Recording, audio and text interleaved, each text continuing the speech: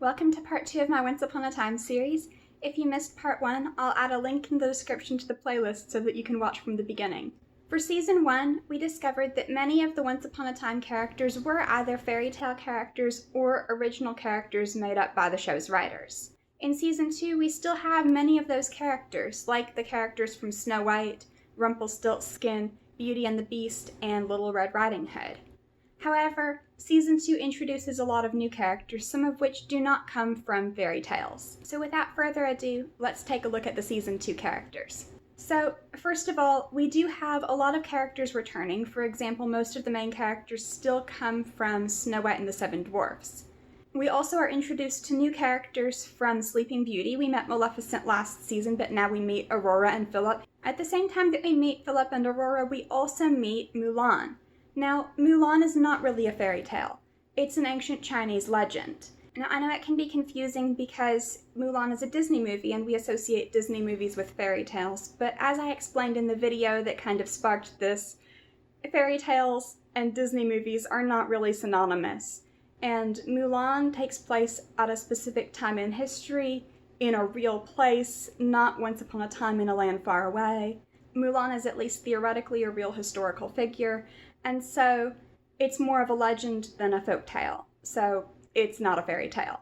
However, we do get to see Once Upon a Time's take on a few different fairy tales. For instance, we meet Jacqueline or Jack and Tiny the Giant from their version of Jack and the Beanstalk, and we've already met Rumpelstiltskin, of course, and we've actually already met the miller's daughter and the prince that she marries, or in the original version, the king, but we get to know them a little bit better, and we do find out that yes, Cora, Regina's mother, is the miller's daughter, and that makes Regina's father the prince that she marries. Now, in the original, as I mentioned, she doesn't marry the prince, she marries the king. And we meet the king as well, and he is the one who tells her, basically, either you spin this straw into gold or you die. And even for it being Cora's backstory, that would be kind of a rough situation to then have to marry the guy, right? So they changed that up a little bit, but we do get to meet him as well. We also find out that Cora, in addition to being the miller's daughter, is the Queen of Hearts from Alice in Wonderland. So she comes back. We already met the Queen of Hearts, but now we know who she is, and it actually is the same character as the miller's daughter, who is the same as Regina's mother. The characters from Pinocchio return. One of the biggest new stories that's introduced that involves several different characters is Peter Pan. And we meet Captain Hook very early on. In this version, he's known as Captain Killian Jones before he loses his hand and, takes up the iconic hook. We find out that in his story, Rumpelstiltskin played the role of the crocodile. Now, this won't come up with Peter Pan because Captain Hook or Killian appears in every season after this as well. But I only count Rumpel as Rumpelstiltskin and the Beast from Beauty and the Beast unless he is specifically acting as that other character in that moment. So when he appears in, say, Cinderella's story and he takes up the role of her fairy godmother, that doesn't mean that Cinderella is part of every single season of Once Upon a Time. However, he is the crocodile from Peter Pan, and before I get too distracted by that little rabbit hole of Rumpel's appearances in every single fairy tale, let's keep going. We also meet Felix, who's one of the lost boys. We meet the Darlings toward the end of the season, and all of those are Peter Pan characters. Peter Pan is a fairy tale, right? No, actually it's not. So Peter Pan is another one of those stories that there's a Disney movie and it uses some kind of general ideas from fairy tales. There's magic, there are literal fairies and mermaids and things like that. But it's actually based on a novel and a stage play. And so, because we can identify the author and there aren't previous versions of it that come from oral tradition, and it doesn't have the Once Upon a Time in a Land Far Away kind of setting either. It's Neverland, but then it's also 19th century London, right? So that means that it's not really a fairy tale. It's more of just classic children's literature that's often kind of grouped together with fairy tales. Another new character that's introduced is Robin Hood. In the episode Lacey, we meet him. We also meet Maid Marian and the Sheriff of Nottingham. Robin Hood becomes more important later on, but he does appear at this point, and this is a good time to mention that Robin Hood also is not a fairy tale. Much like Mulan, Robin Hood is believed to have been, or at one point was believed to have been, a real person, and his stories take place in a real historical time period in a real place.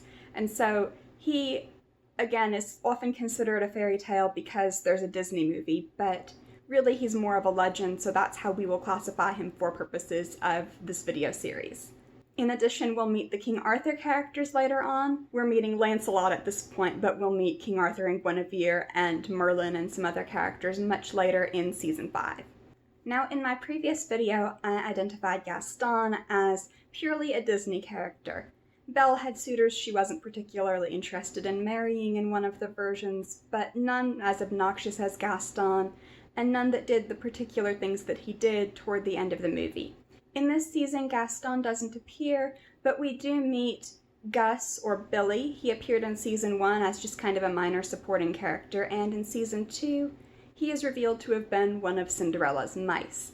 Now, Cinderella actually does have birds in one of the older fairy tales that kind of help her out, and there are mice that get turned into horses for her carriage, but the talking animated mice of Disney, and particularly Gus as a specific character, he's not really a fairy tale character. He's more of something that Disney added to that story. So we're going to just count Gus as a Disney character. We're not going to count him as really a part of the older fairy tale. We finally find out who Dr. Whale is.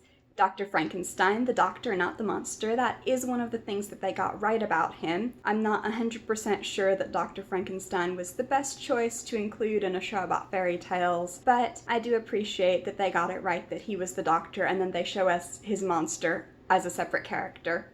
And then finally, in addition to Emma and Henry, who are back once again, we also meet a couple more original Once Upon a Time characters. For instance, Mila, Captain Hook's lost love, who was murdered by her former husband, Rumpelstiltskin, who is, of course, the crocodile. We also meet Owen Flynn, who grows up to be called Greg Mendel, and his partner in crime, Tamara, who are not fairy tale characters at all and would be, frankly, horrified if you tried to claim that they were. They're part of this organization that opposes magic and goes around trying to destroy it. In total, we have 6 fairy tales represented. We have Snow White, Rumpelstiltskin, Beauty and the Beast, Little Red Riding Hood, Sleeping Beauty, and Jack and the Beanstalk. We also have 3 stories from just children's literature, 3 legends, 1 character that's purely a Disney character but originally comes from a fairy tale, and 1 classic, Frankenstein. If you liked this and you'd like to be sure to catch the rest, feel free to subscribe to my channel. Normally I post videos once a week, but while I'm doing this series, I'm posting 2 a week, so expect Season 3 very soon.